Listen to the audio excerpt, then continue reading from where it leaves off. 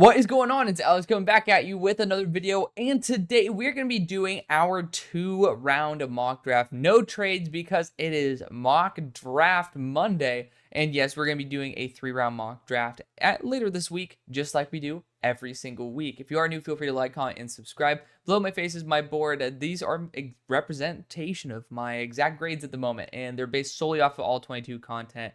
I do not do adjustments based off of like, oh, cool, this guy statistically did this performance, because stats don't actually tell you the full picture. I owe you guys honesty on the guys who have actually watched, and certain players who are on here, they're a little bit delayed in terms of their review because I don't have $250,000 a year, and that's how much it costs to be able to pay, or even if I had the access to PFF Ultimate like some of these other sites do, but that might be changing soon. So not the 250,000 part, man. I wish.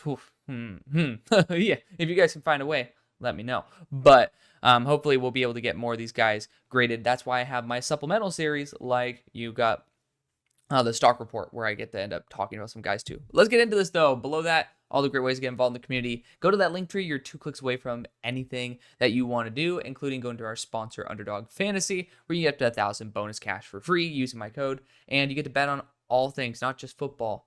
I mean, I think you can't bet on politics yet on Underdog, but apparently there's some sites that you can do that. That'd be entertaining. But back to actual content that you're here for, because let's skedaddle. With the number 1 overall pick, we have the New England Patriots here.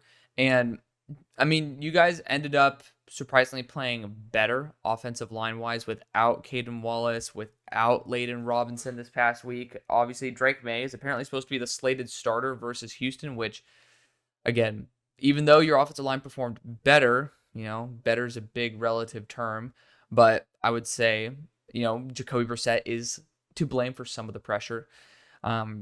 Putting Drake May versus Houston is it's just not a great way to build confidence and momentum early on in a dude's career. You're just going up against an easy mismatch in the trenches. And unless you're getting the ball out in 0.3 seconds, which I trust those DBs to be able to close and be able to shut down short to intermediate routes very, very well, it might not be the best thing in the world for you guys. But I do think offensive line still is a position I would prioritize. However, at this juncture, I just don't think that there is a tackle, like a true tackle. Will Campbell, I have questions. Kelvin Banks, I have questions. So go at pick 33 for your guy. At this selection, I think I'd want to go after somebody who could change the game the most. And, you might as well go after, in my opinion, the best player in the country that is at least draft eligible. And that's going to be Will Johnson. I know that corner's not a primary need, but technically you could be able to save upwards of $20 million a year by being able to go after Will Johnson over having to pay Jack and then going from there. But for me, I think that the best return on investment is just to get the best player, and Travis Hunter could easily be this choice for you, but I don't really think that the wide receiver room needs another sub 200-pound receiver. I think Pop Douglas is a great choice in there. And then obviously you have a lot of other really solid weapons that I think just need more time to develop rather than just more actual talent in that receiving room comparatively. But at pick number 2 for the Cincinnati Bengals, I am using PFF's draft order. I usually like to go after the Super Bowl odds, but again, those get really finicky based on the sites at the moment, so we'll table it for the time being. I really do want to actually mention Mason Graham here, because recently he's been going on a really, really, really big upward tick, and I do think the Bengals could certainly use some extra pass rushing assistance. I don't think you guys would disagree at all by being able to go after more and more talented weapons. However, I think Travis Hunter is going to be your best choice here. Now, the question is, can you convince him to play corner? Now, I think that there is only certain instances where he can play both sides of the ball, and I think there's 0 outcomes, or maybe 1 in 1,000, where he actually plays both sides consistently. And I think the most feasible one is actually I brought James Foster, who is A to Z Sports, as well as 33rd Team, on the show this past weekend.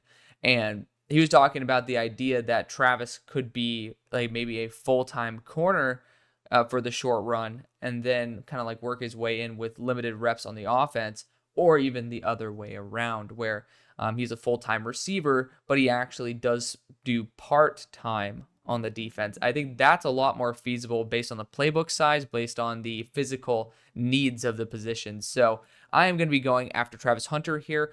And I think it is primarily to be a defensive back, at least early on. I think it's going to be his best impact. And honestly, I think Travis Hunter learning from Jamar Chase, who play style wise, like the impact that they have, not overly dissimilar. And you might be able to get yourself something truly special there. Jermaine Burton, Travis Hunter, and Jamar Chase if he ends up sticking to the offensive side. But if he is to go to the defensive side, you are getting yourself a massive contributor there. Pick number 3, Jacksonville Jaguars. Offensive line, going to be super duper key for this team. Corner, going to be super duper key for this team. There hasn't been a corner. Ben Morrison's been pretty struggle bussing recently. He's due for a reevaluation, but he's going to still be my corner too. It's just how big of a gap does he have compared to other ones? That's the new question to be asked, rather than, like, are you actually the number, or are you the number 2 corner? It's like, well, you might be. You most likely are. But I sound like the Pat McAfee show right there. But you end up like saying, is it really worth taking at pick number 3? Based on the recent performances, maybe not so much. So I'd prefer to bolster the offensive lines here. And finally, Cameron Williams is featured. So he ended up being brought up for the first time on that show with James Foster, a guy who I am going to be evaluating before our next video. However, statistically speaking, I have actually been able to watch how he's been able to perform this year, and he's done a fantastic job. So he'll be featured. But Will Campbell's my guy.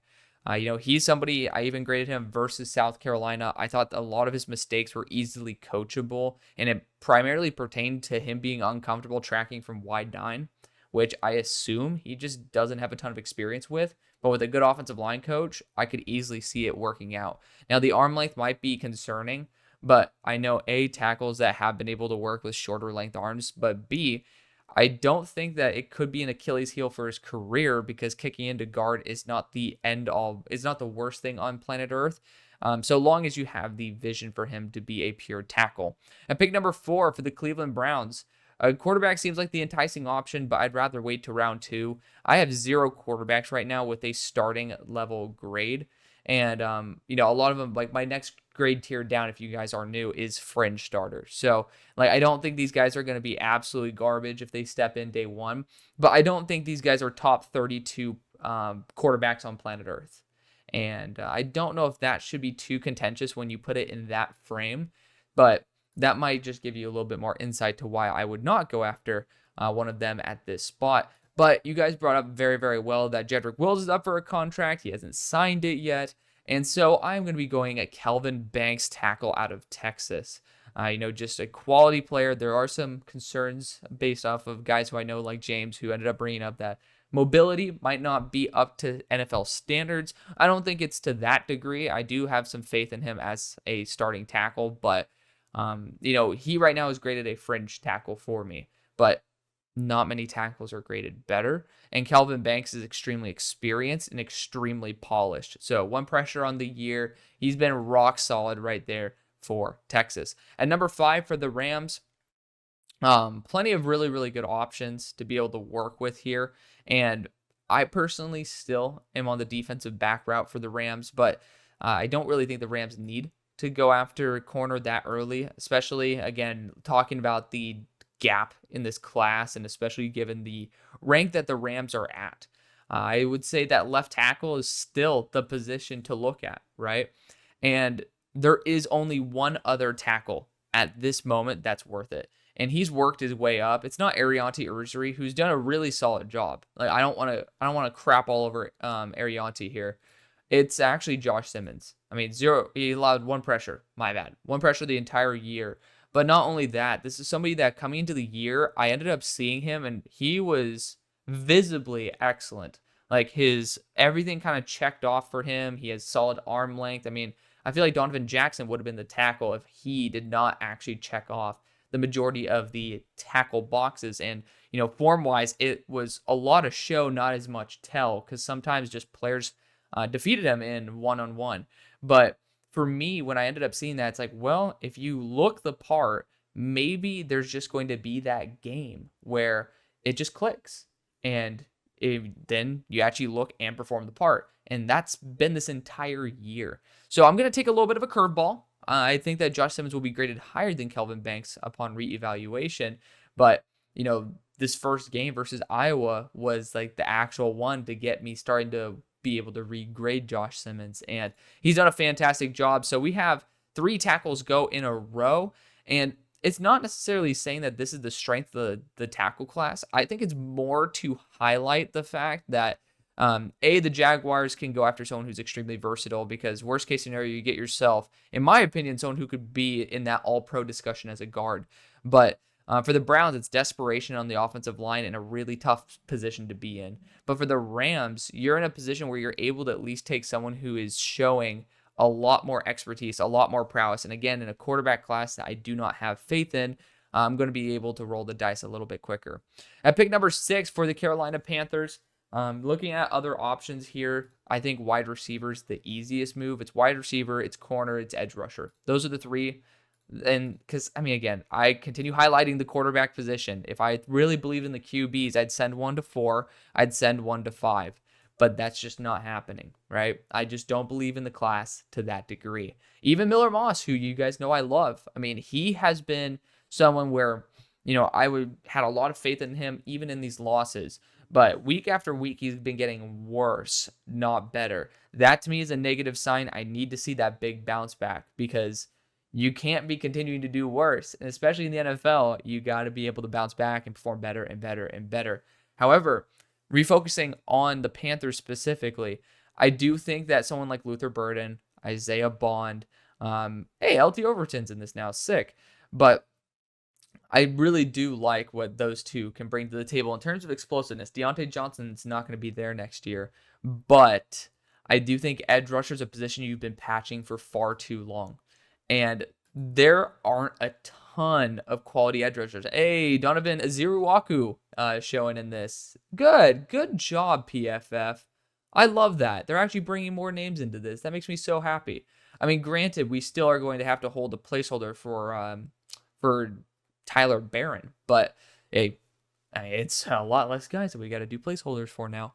But I do have genuine concerns about the majority of these edge rushers. One of the few who I don't is Nick. Nick just was like less awe-inspiring, but he has just been consistently reliable. And I think if he loses a little bit of weight, this dude's a guaranteed top 3 player in the class. And I think that is worth it. So get yourself, just win the trenches, man. Win the trenches first. Worry about the flashy stuff later. As you could tell, that is kind of the way that I view things. Pick number 7 for the Tennessee Titans.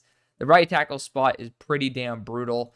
And I don't know why the hell I clicked on receiver. Receiver might be the way I actually rock. But looking at how this would end up panning out, Cam Williams is that right tackle that I'm thinking of to make an introduction, because people love him so much. This is before I grade him. So again, keep that in mind. It's not something that I can personally endorse.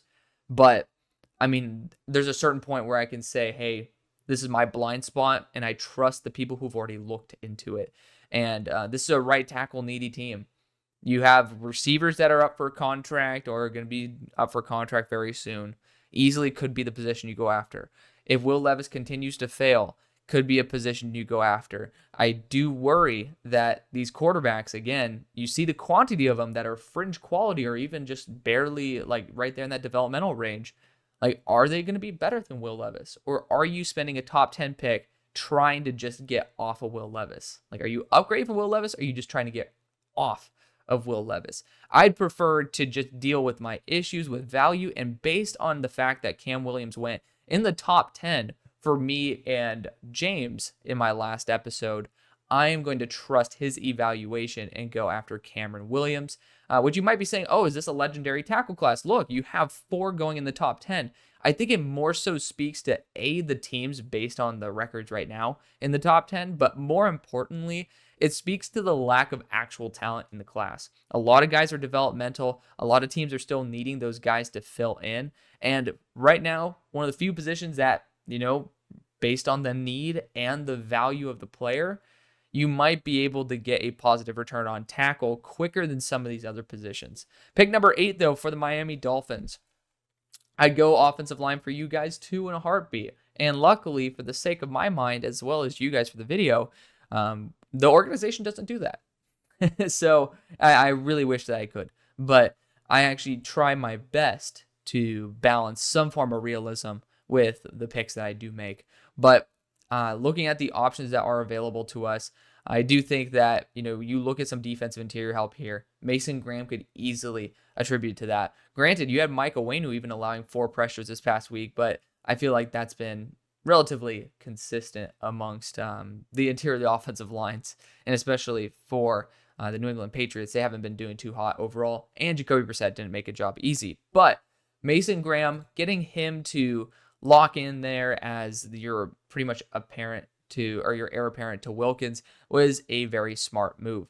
Pick number 9 for the New York Jets. Receiver on the market, quarterback on the market again. Look at all the developmental guys. If you miss out on Milroe, Ward, Sanders in this round, would you be pissed off to be able to get Aller? Some people love Dart. You got Gabriel in here. I do think that there is quality down the board, and it's something that you could relax. And I'm not even counting Quinn in here, right? I'm not even talking about Beck. I'm talking about the guys who I could pretty much guarantee you will be there in round number 2. Granted, Drew Allar's been performing phenomenally well, so he might not be. But I'm just saying, even include the Nuss Bus in there. I'm not seeing for the quality of the pick, I don't see the quality of the player comparatively to the other guys. But back to what we actually are regularly scheduled programming here. Looking at some intriguing choices for the Jets, I think edge rusher might be the route that they go. You're going to be having, off injury, you're going to be bringing Jermaine Johnson back. And I think Abdul Carter, because you won't need him to play rundowns. You got Hassan Reddick. That's just been my mental, that's been the way that I viewed things. You look at the acquisition of Hassan Reddick, and this was after you had all the quality players that you have already. So you can't really say that it's not possible.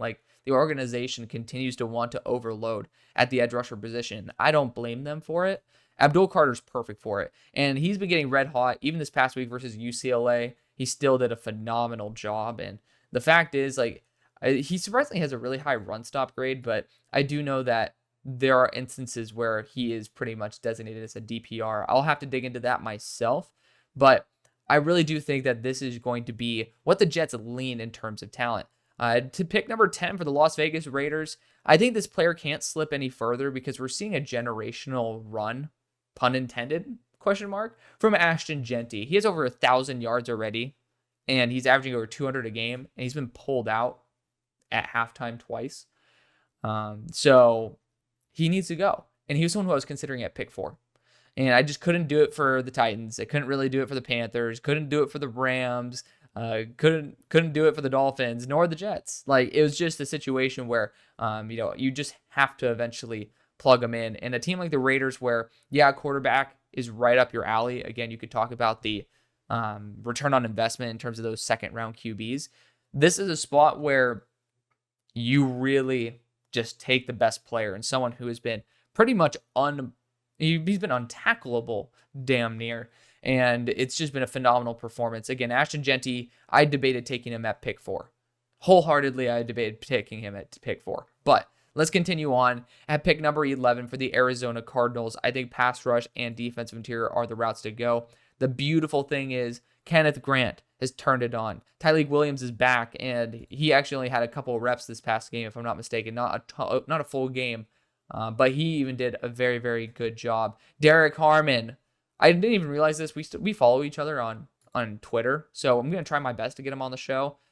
It's going to be probably a no, but it's still worth taking a shot. And Walter Nolan's been doing fantastically well. So we got a lot of really good targets to test in round 2 in case one of these guys fall. Deion Walker's been pretty damn disappointing this year, if I'm going to be blunt. So I think the best position to target is still that edge rushing crew.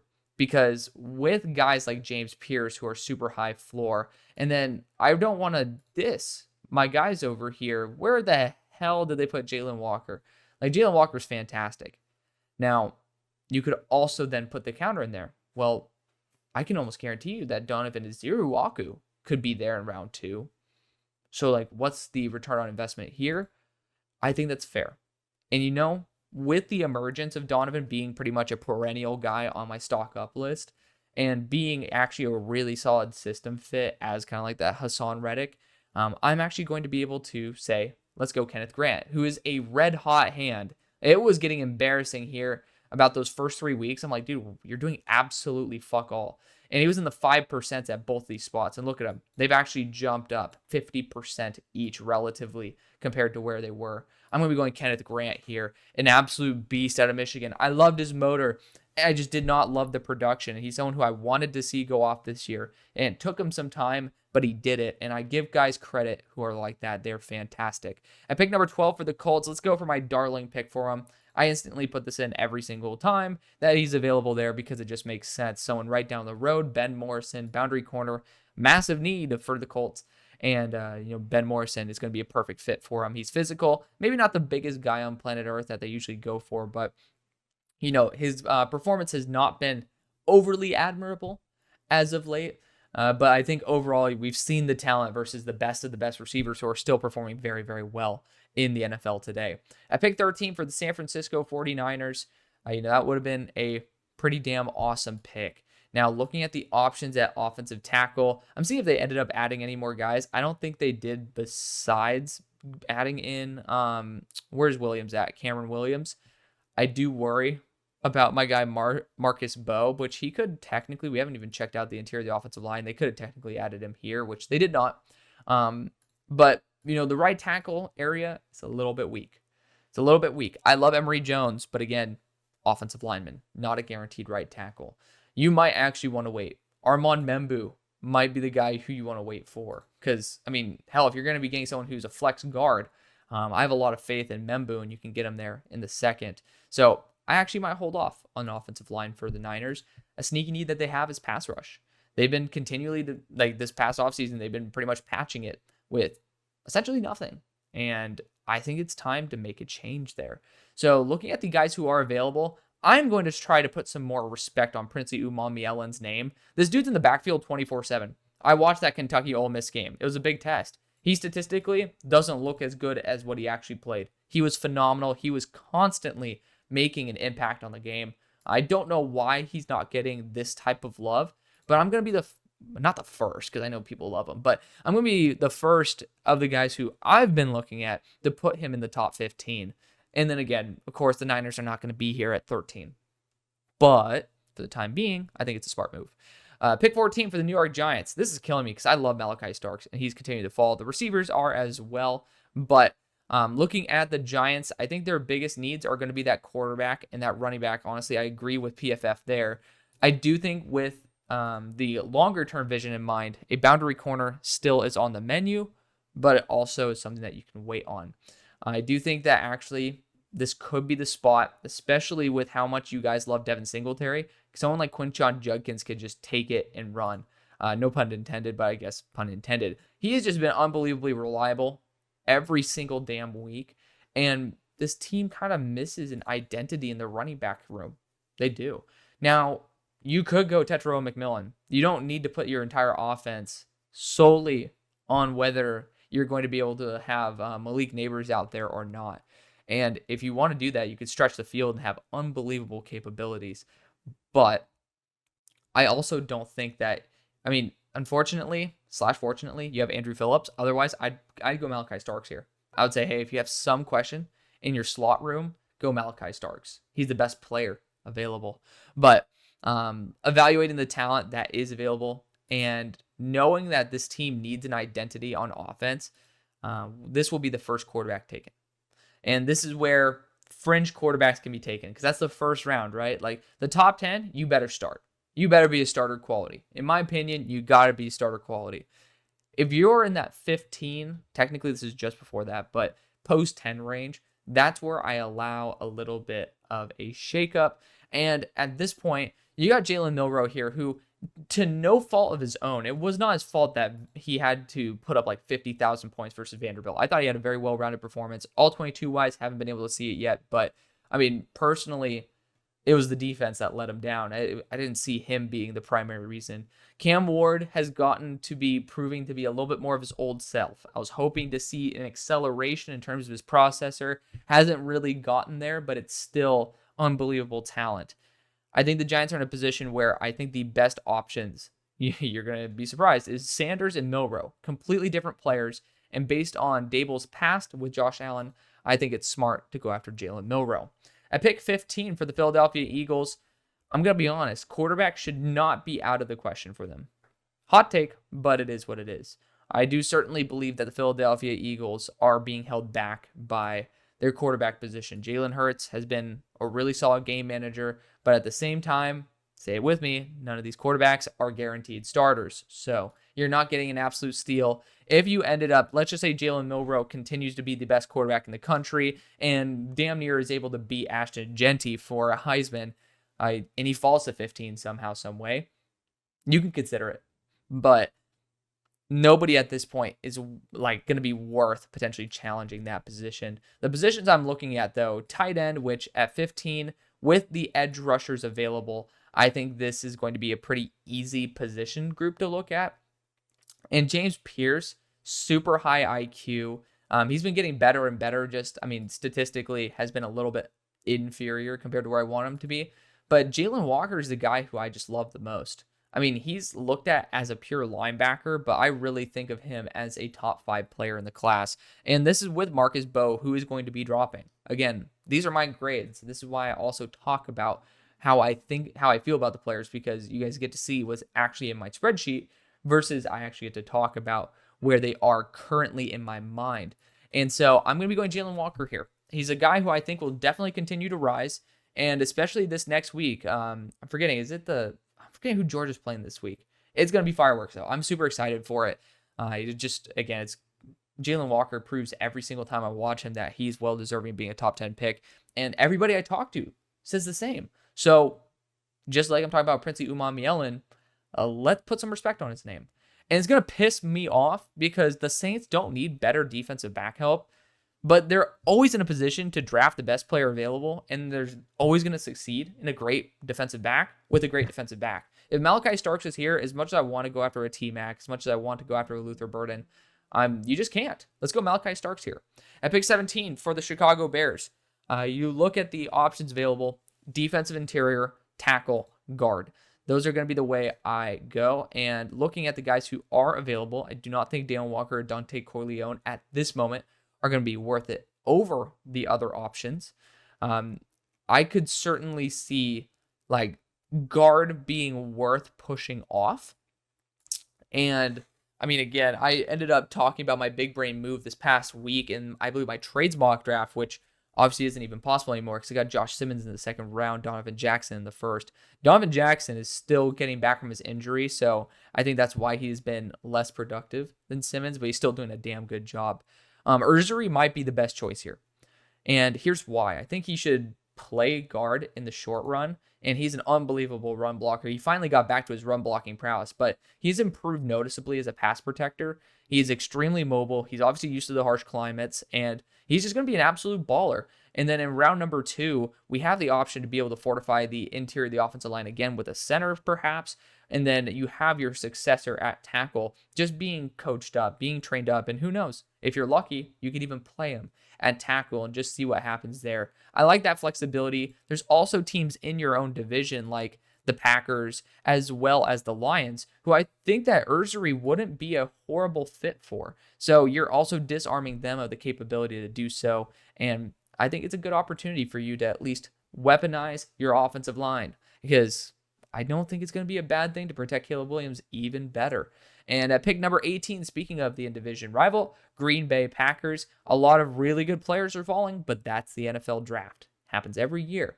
But for the Packers, I just personally don't think there's too many positions to target outside of probably edge rush at this point. LT Overton's been getting a ton of love just because I think he's a big mismatch. I don't really know if he's necessarily, I got to watch him more in all 22 to be able to fully understand why he has such a good pass rush win rate. Because when watching Bama, he's not the player to pop out to me. He is a player that pops out. But I don't know about like first round at the moment. What I do know is that I want to get a quality boundary corner. And Denzel Burke is just unbelievably reliable, and just don't put him in off coverage. I mean, I'm saying this about the majority of these corners, that defensive coordinators are just kind of they're playing the standard way that defensive coaches in college should play, which is like, hey, let's be a little bit conservative, bend, don't break. The biggest ways to like swing momentum is a big play in college. Long developing drives suck for a defense, but at the same time, nothing's as killer as watching Ryan Williams absolutely eviscerate your defense. Like, there's just a different mentality to it. But I think Denzel Burke is an unbelievably reliable corner. He is my number 20 player, and that is based on some guys who are definitely going to be, or at least most likely going to be dropping. At pick 19 for the Los Angeles Chargers, again, unbelievable talents slipping at this point. It's kind of hard to say no to being able to get the Chargers, someone like Isaiah Bond. I mean, Luther Burden, I don't really know, because he should be more slot-based if that's going to be your best return on investment. But getting Bond to stretch the field and then having, obviously the core that you do have might be the best way to go about it. However, I am a sucker for storylines, and Colson Loveland is a fantastic tight end. He's at 245. He's extremely reliable, and he's in an offense that's absolutely garbage. I mean, it's just, he's that Bugatti in terms of in front of that shack, that meme. So, I'm going to go after Colson Loveland, who he's just not able to show the best version of himself, but I think we all see through it, and we all know that he's going to be a great player. And then obviously Harbaugh knows the whole story. At pick 20 for the Pittsburgh Steelers, I mean, deep down, I want to pass on receiver because we've shown through history that we know how to find value after the first round. I don't think this is the situation where I could end up justifying that anymore, because we're here at pick 20. There's obviously really good quarterback talent on the board. And yeah, there's some definite movement now because of Justin Fields having some struggles, and he's on a 1-year contract. That's like, hey, there's not really a lot of slack in your leash for this, so to speak. That's a horrible term, but if you're thinking about it, it's like, hey, man, you do not have a ton of wiggle room to end up being mediocre. Our defense performed phenomenally. 2 number one and number 2 graded edge rushers in the NFL. Herbig, Watt. We lost that game. That was an offensive performance. Now, I think I'm still going to go after a wide receiver here, but I do think that there is going to be value at the very minimum getting a quarterback in the first. Just keep that in mind. But the question is, what do you want from your receiver? And do you want the separator with short range and then guy who can go after the catch? Do you want someone who could stretch the field and then run really good routes? Granted, that kind of feels like Calvin Austin, but kind of the glamorized version, like the Central Market, the Whole Foods, the Erewhon version of Calvin Austin here in Bond. Or do you want to go after Tetaroa, who I do think is going to be a little bit of an overlap in terms of the actual, YOLO balls that you're looking for, but T-Mac is great after the catch. And, I mean, based on George Pickens' lack of enthusiasm lately, I don't know what's going to go on with that. But I do know that Tetaroa is going to be extremely reliable over the middle, being able to catch in contested catch situations, catching in traffic. That's somebody who I do think could end up translating well for the Steelers. It's something you could wait till the next round, but at this point, you're kind of gifted with with an overwhelming amount of riches. And who says we can't still strike after the first round at wide receiver? At pick number 21 for the Seattle Seahawks, offensive line, especially on the right side, that's where I'm rocking. Emory Jones Jr. at this point is too good to pass on. Rock solid, extremely powerful, and might end up being a guard, but honestly, either position works, in my opinion. But Emory Jones still has a chance to be a really, really solid right tackle. Pick number 22 for the Denver Broncos. Looking at what you can bring to the table, run after the catch ability with Luther Burden, not a bad choice. You have apparently another member of the Ku Klux Clamps there with Riley Moss. He's been balling out this entire year. I'm so happy for him, too. Loved him when he was over at Iowa. I was honestly quite surprised to see him grow to this degree, but it looks like you guys are on the right track. It's awesome. I do think that edge rusher, certainly not out of the question here, but being able to get yourself a dynamic weapon in the short range like Luther Burden, because you guys throw a lot of screens, getting someone who could turn a screen pass into a touchdown, I like that a lot. I do. And Luther Burden's great at ball tracking as well. So someone you can use as a deep threat who won't drop it like Troy Franklin will. And he has a really solid build to where, you could even use him in those running back situations. He's going to be extremely versatile, especially with Sean Payton and his creative mind. I think at this point, again, it's a player that's too good to pass on. At pick number 23 for the Dallas Cowboys, I think it's going to be impossible for us to check out on Quinshon here. Thought about him for the Steelers, but again, when you are gifted the top 3 receivers, it's kind of hard to say no. But this is a class that you could end up sniping guys like Caleb Johnson down the board, Trevor Etienne, who was one of the top graded running backs this past week, especially when you have Isaiah Bond on the board, and you could pair him up with CeeDee Lamb with the receiving core kind of not being too bueno. I think that is going to be your best return on investment. Yes, running back makes sense, but yes, running back's also plentiful in this class. So you could choose either way if you have a glaring need at both. Pick number 24 for the Tampa Bay Buccaneers. Now, this is a team where I feel very comfortable potentially going after Quinshon Judkins. However, I always go after the defense, and I think that is the best way to go about it. Go after the high floor players, and especially the ones who fit into that Joe Tryon-Shoyinka role. That is James Pierce Jr. here, who I think is a phenomenal edge rusher at this value. Still somebody who I have a ton of faith in. I think he gets underrated as a run defender as well. So I do think he can make an instant impact there. At pick 75, hello. At pick 25 for the Buffalo Bills. We're not there yet. That's going to be for later in the week in the 3rd round. But 25 for the Bills. Another team that edge rusher is not a bad position to go after. Wide receiver wise, I think that there's a lot of guys that I feel comfortable waiting to round 2. We have 2 picks over there. I think it's going to be fine. With the quantity of edge rushers that have been going off the board, I don't think this is out of the question for this team. Jihad Campbell should not be here at 29. This dude just got he's one of the main reasons, like him, Malachi Moore, kind of the big reasons why they ended up losing. But, again, no trades in this, by the way. Wide receiver, edge, I don't know, defensive interior is not a horrible position to go after. I mean, I don't think that's out of the question either.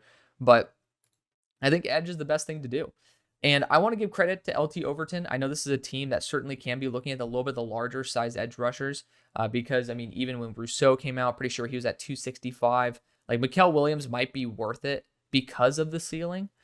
Maybe Mikael's going to be worth it. I think Mikael will go before LT Overton based on the quantity of untapped potential.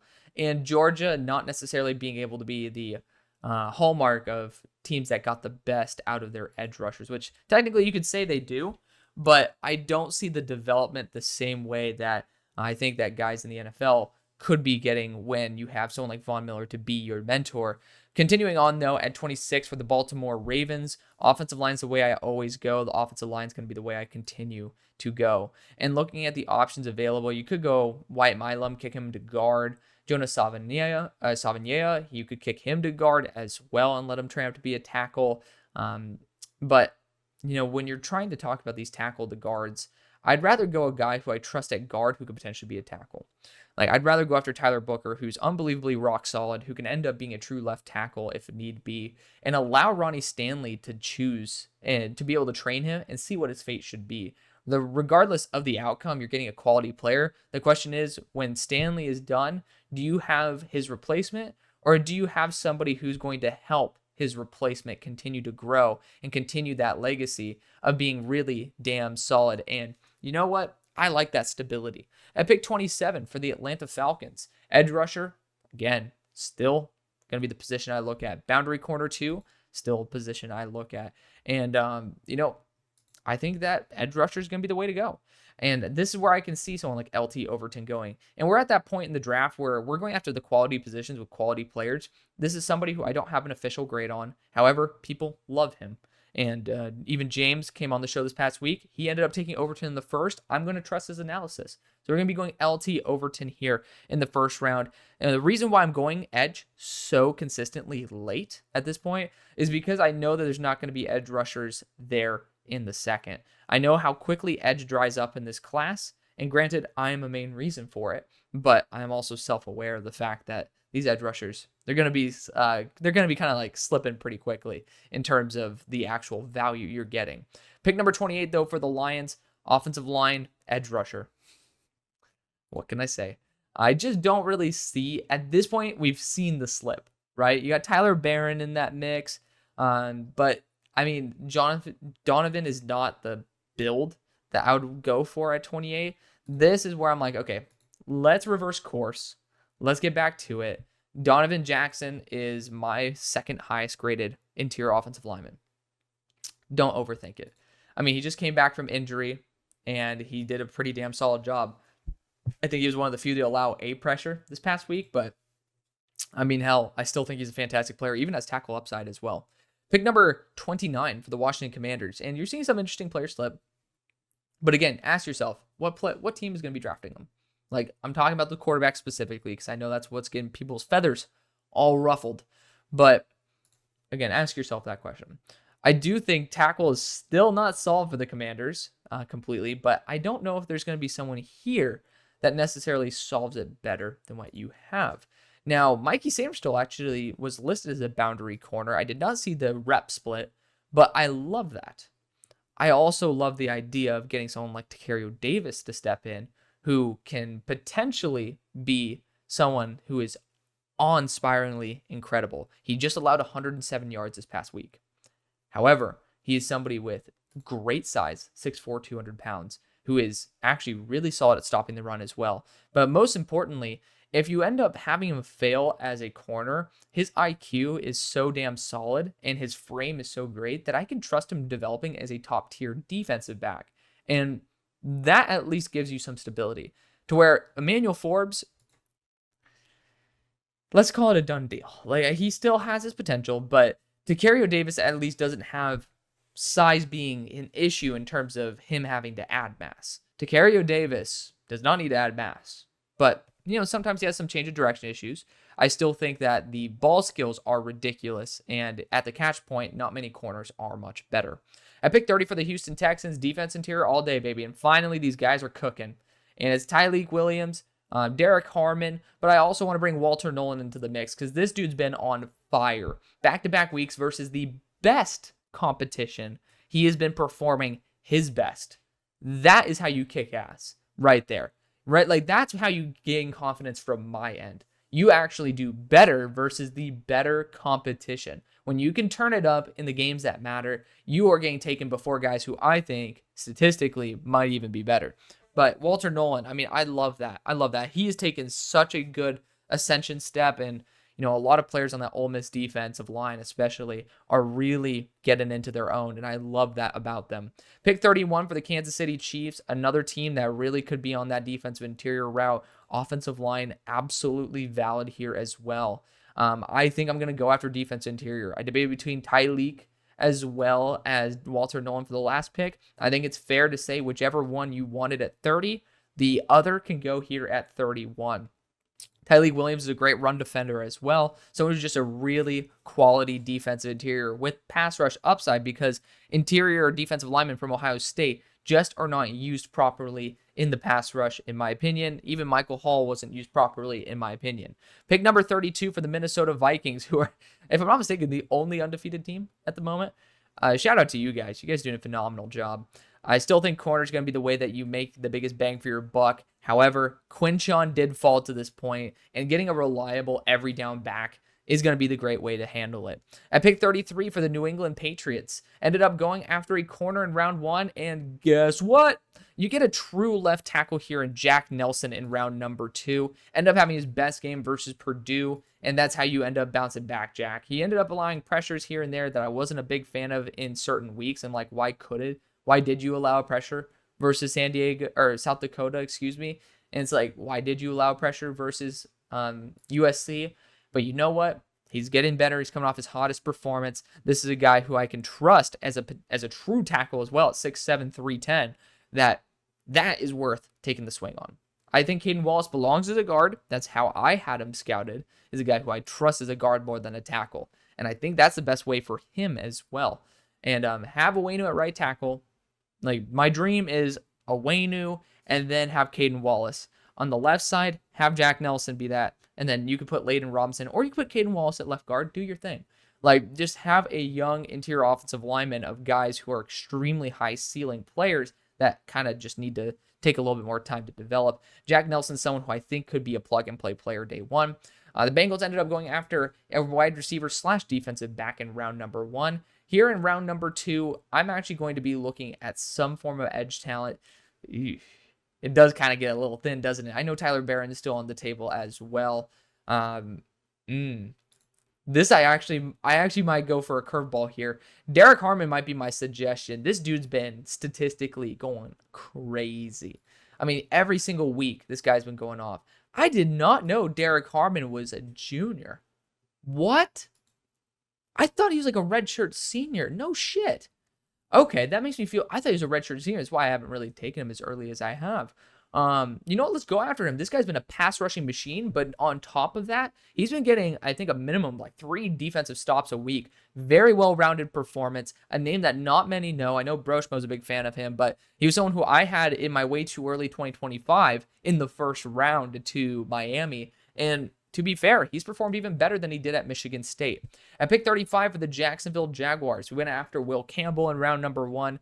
Here in round number 2, the positions I want to look at, receiver, get a little bit more help there, even more help for Trev, but also boundary corner. And I think that's going to be the one that's a little bit easier to focus on. And Azariah Thomas is going to be my selection here. I still got to see him in person as well, so even better in terms of scouting. But, you know, he is 6'2", 198, extremely fluid, always consistently there. I haven't seen many corners that consistently can shut down the catch point at the way that he did. But Fentrell Cypress is going to be my placeholder for him. It is going to be my number 11 player on my board, Azariah Thomas. Pick 36 for the Cleveland Browns. This is where we're going after a quarterback. This is where I can justify it. This is where you can start taking him off the board like it's candy. Cam Ward are going to be the selection there. You're going to have him sit for a couple years and learn. Maybe not from Deshaun, but, you know, just learn. Just get him on the team, man. Just get him on the team and go from there. At pick 37 for the Panthers, you could definitely justify going after a quarterback here. However, I don't think you need to. I don't. I think that going after a receiver at this point might be your better return on investment. Senior quarterback leadership. I mean, and Bryce even had some, like, his first rep in there, had his flashes. You know he's like deep down in there, really, really, really solid. Now, again, you could still bring in that quarterback for competition, and the value is really solid. It is really solid. And the question is, do you want someone who's going to be a big playmaker, or do you want someone who's going to be a little bit more of a game manager? And Shedeur Sanders is going to be far closer to the Andy Dalton style of play. Not overly athletic, not overly big as a playmaker, but when in rhythm, kind of hard to stop. So, to be fair, I think if you guys are sitting where you are, which based on how this ended up, you're at number 6. Shedeur Sanders is here. His dad might not be a big fan of it, but I also don't think Shedeur is the quality of player to where someone could say, oh, you're not playing there. And if it is, that's just a disservice to Shedeur. Like, let him actually go to a situation that really wants him rather than a situation that you want for him. Because the offensive line's doing well. You still have young receiving talent. And you have a coach that's proven with multiple quarterbacks to do a very good job. So just because it didn't work with Bryce doesn't mean it doesn't work there. And also, Carolina's kind of cool. Just got to say. So Shedeur Sanders is going to be the quarterback taken there. Best processor in the class. Been consistent about that. My goal is just to see him versus, I mean, again, I would grade him versus UCF. That's honestly a really, really good performance. But a way to bounce back. And I did not see that in that Nebraska game. I'm waiting for that versus a really quality team. And, I mean, it's not his fault that he hasn't played it. That's just the nature of the whole entire schedule. Like, that's not his fault. So, it's just, again, have some lingering taste in my mouth there from that game. But at 38 for the Bears, we ended up going after Arianti Urzuri in round number 1. Here in round number 2, do we go after 2 6'6" defensive interior players with Gervin Dexter and Dayon Walker? I don't know. Maybe. I don't think it would be a bad choice at this point. You could look at the receiving room. You could look at the defensive back room. Emeka Egbuka to go into the slot might not be too shabby, but I prefer Emeka on the boundary.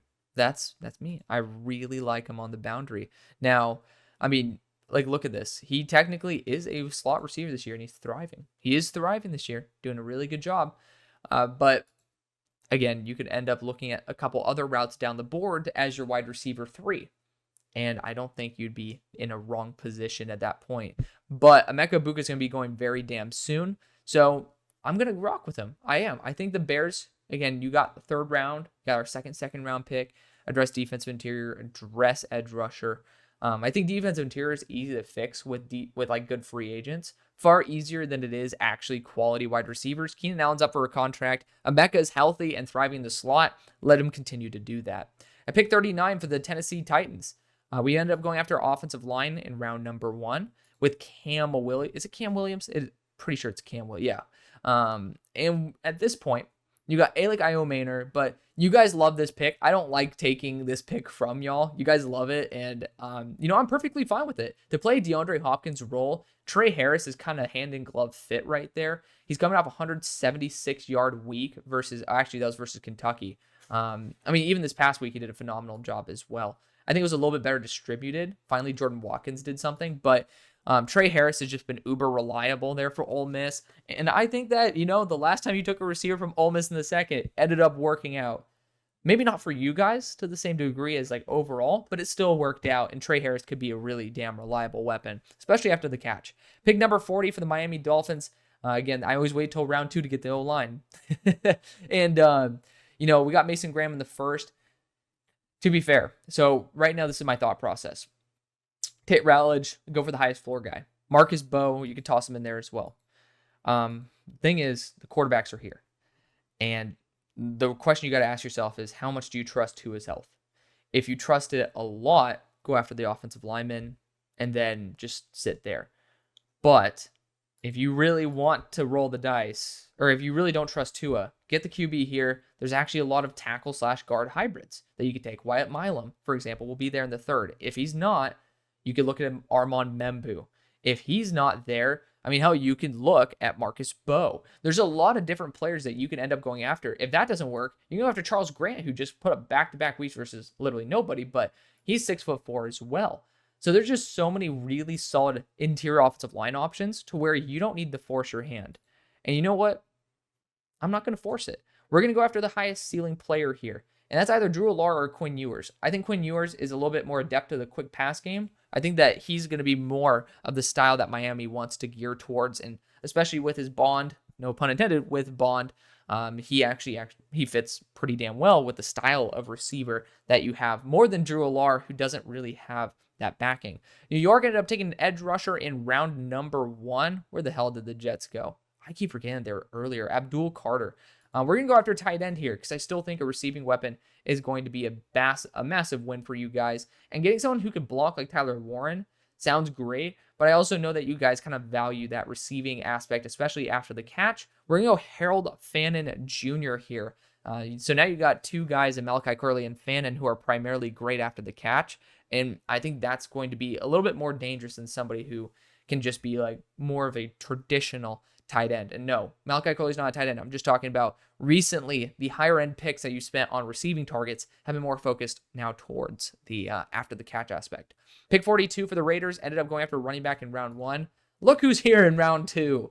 You got a bunch of really, really good options. Beck, Moss is coming off his worst week, and it pisses me off. Again, somebody who's just, you got to get your head out of your ass. Seriously, someone who performed so valiantly well. Like Louisville, like 96 grade, LSU 91 grade.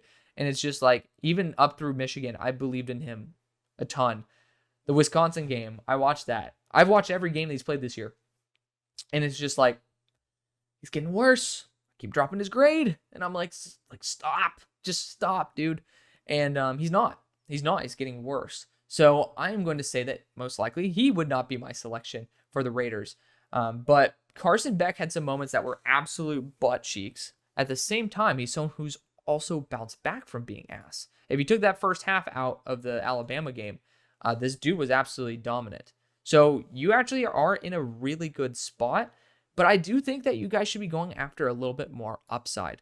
And someone who has been one of the most reliable quarterbacks in all of college is Drew Aller. And it's insane because this is someone who I had as QB 17, but he's my QB 4 now. So I'm going to go after Drew Allar. You can choose whatever quarterback that you want at this point. But the fact is, you're getting a great floor in terms of the amount you're spending. Like, it's not really, like, you can't fail on a second-round QB pick, in my opinion. Like, if you actually get reps out of a second-round QB pick, that's awesome. If it's a deserved rep, if they actually earn a starting role, Like, it's not a bust. Will Levis is not a bust. He's a second-round QB. Guys who are taken in the first, they better be taking reps. No doubt about it. Guys in the second, they should, but sometimes the situation just doesn't work out. Here at this point, the expectations are so low. Take your chance. Take your chance. And so far, we saw this past week, you need to take your chance. Pick number 43 for the Cardinals. We ended up going after defensive interior early, and yeah, we could have gone Dallin Walker here, and, maybe we got a little bit shellacked here, but Donovan Ezeuruwaku, this dude's a baller. This dude's a baller. He just came off a 9-pressure week and 6 defensive stops. And my only issue is sometimes his feet aren't super duper fast, but he gets extremely fast wins, and he is a perfect fit. Again, going from Kenneth Grant and then being able to get Donovan Ezeuruwaku, that's how you kind of fix that pass rushing problem as well. Pick number 44 for the Colts, took a corner in round number 1. Defensive back, still the way I rock. You guys know how I rock here. And looking at the options available, I think the best choice here is actually Nicky Monwari. This guy's super rangy, super reliable. I mean, look at that coverage grade, 89.3. He's also a pick 6 machine. He had a pick 6 called back versus LSU. I think this guy is just extremely underrated. I don't know why people don't like him, but 6'3", 230, and has pick 6 potential. I don't understand why that's not more attractive than it is already. At pick number 45 for the San Francisco 49ers, we ended up going after, what do we do? Princey Umamielen in round 1. Fantastic, in my opinion. Here in round number 2, this is where the question is, do you want to get yourself a starting right tackle? That's going to be a Johnny Cornelius. Very reliable, very high floor, very low ceiling. You're just not going to get someone who's going to be jaw-dropping. Or do you want to take someone who might end up having to be a guard, but super high ceiling, relatively lower floor? You got Blake Miller here as well, but I just don't think he brings the ferocity to the table that you guys are looking for. And then, of course, I still got to mention Marcus Bowe, but again, his recent performances, as much as I love our friend of the show, I still have to be completely transparent and honest with you guys, and unfortunately, sometimes that ends up with me not being able to select the players that I really do want. Defensive interior, Dallin Walker is here, and we could just completely revamp the defensive front, and I don't think it's a bad idea. Let's take the ceiling. Fuck it. Let's go. You got Dallin Walker. You get going to SEC defensive line school. His pad level is just way too high. I think that's just the biggest issue. And, I think the defensive interior is an area where Niners kind of are lacking. So you're getting a rebuilt defensive front, again, that is able to win you far more games than what you might want to do with more novelty picks. At pick 46 for the Giants, we ended up going after a quarterback in round number 1. Here in round number 2, might want to go that running back route. Again, not many running backs I'm super duper giddy about in round number 2. I mean, obviously I still love Trevor Etienne a ton, but there's not a ton of positions you guys are necessarily desperate for. And I think that's a big win. It's a big win for your franchise where I'm sitting here like, you can take this, you can take that. You know what? You can take a more possession style receiver. And Alec Iomaner is really quality. Hello. Granted, he's been kind of mediocre this year, but that whole entire Stanford offense has been ass. Hey, Jaden Higgins, I'm just saying, this is a guy who is a round 2 receiver who will be going in the next few picks. So it's between him and Iomaner. If you guys don't like him, the next team that wants a more physical receiver most likely will be going with the other one. I'm actually going to go Jaden Higgins here. 6'4", 215, just coming off his best week as well, comparatively. Technically week 1 was his best week. I don't know why the team doesn't pop up, but, we ball. I know it's against Baylor, but he's been extremely reliable week after week. Again, look at that contested catch rate.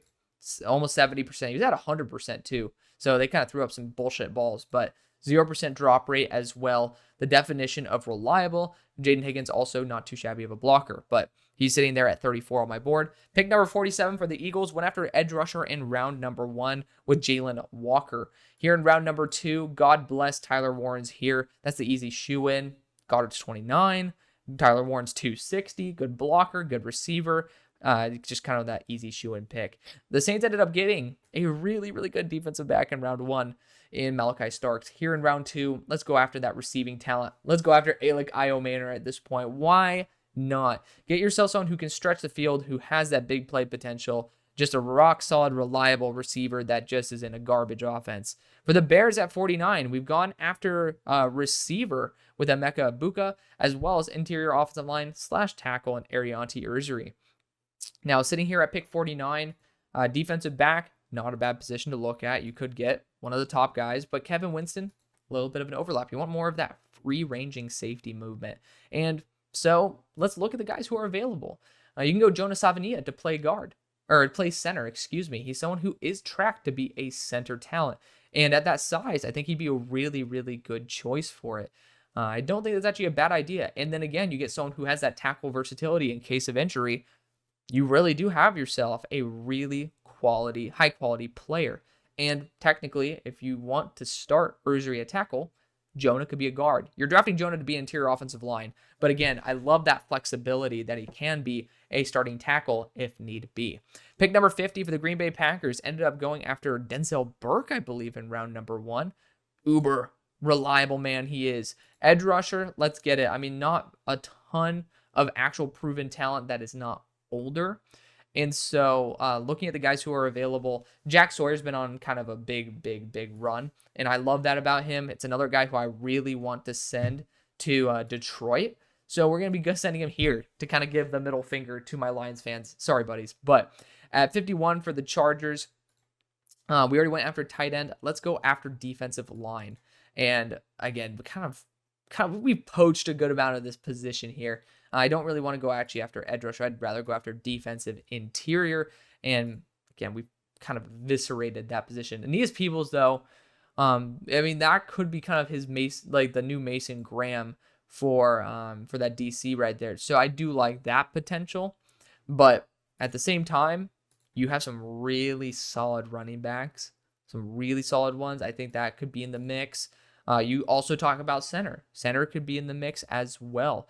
But I mean, you can't go wrong here. I'm actually going to look at corner, though, because I do think a boundary corner with Asante Samuel Jr. up for a contract, not a bad idea. And I know that physicality is very, very heavily valued in this defense. So I'm going to be going after Davison Igbinison. Jordan Hancock's going to be the placeholder. Davison Igbinison, cornerback out of The Ohio State University, going to the rival for somebody who can be absolutely locked down if need be.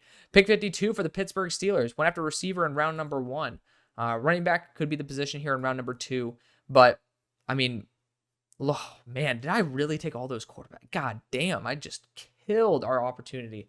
Could I actually go after one of these guys? Miller Moss would be probably my ideal target. But, I mean, we've kind of screwed ourselves in that situation. Cornerback-wise, you got Jedi Barron here. I really do like that in the mix.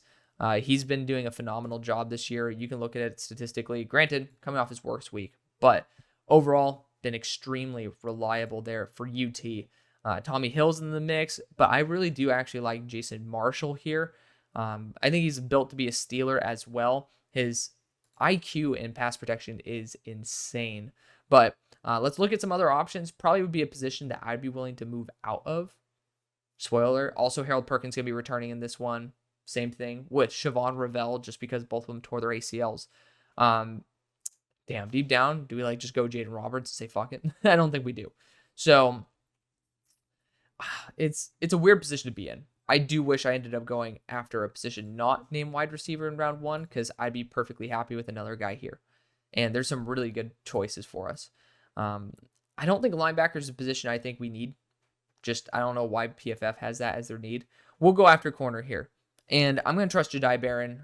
He is extremely feisty. He is built kind of to be a Steeler, but my only concern is that he'd end up not working as a boundary, and then he'd be competing with Beanie Bishop.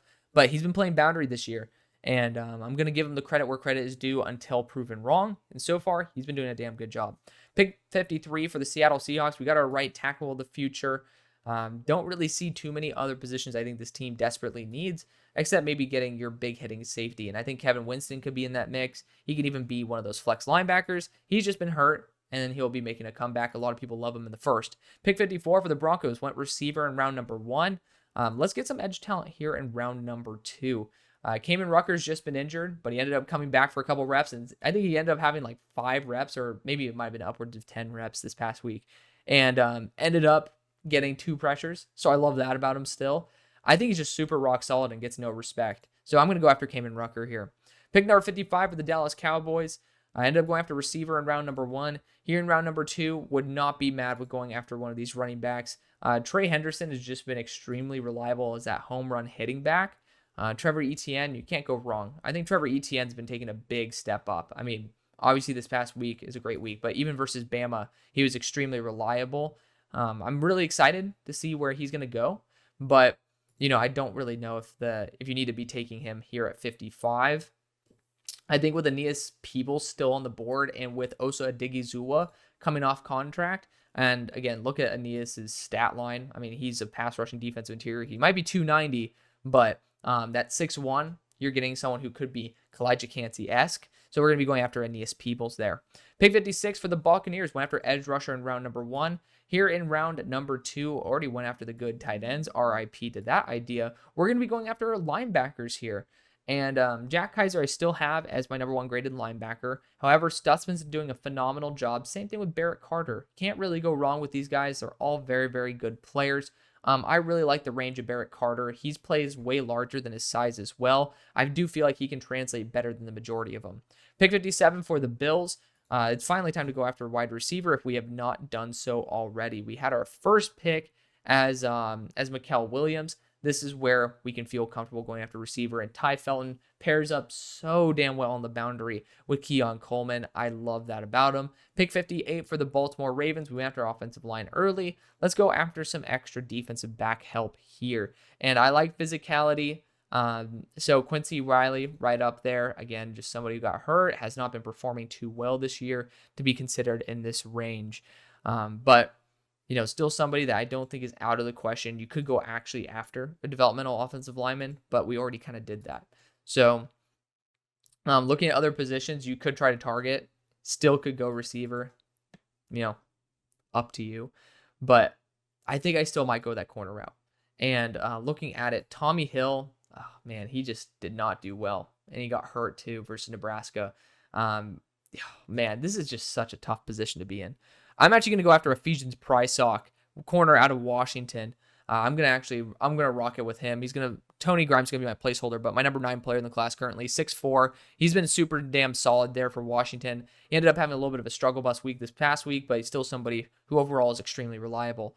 Falcons, I do think getting wide receiver at this point makes a ton of sense. I think Deion Burke's a perfect replacement there for what you are going to be losing in Rondale Moore.